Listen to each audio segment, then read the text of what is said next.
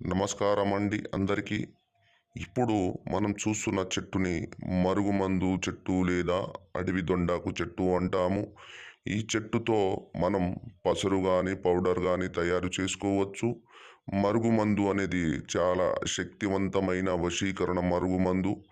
ఈ మందుతో మనం ఎవరికైతే వశం చేసుకోవాలి అనుకుంటున్నామో వారు స్త్రీ అయినా పురుషుడైనా సరే, అదేవిధంగా ప్రేమికులైనా విడిపోయిన భార్యాభర్తలైనా మీ వశం చేసుకోవాలంటే ఈ మందు ద్వారా మీరు 3 రోజుల్లో మీ వశం అయిపోతారండి.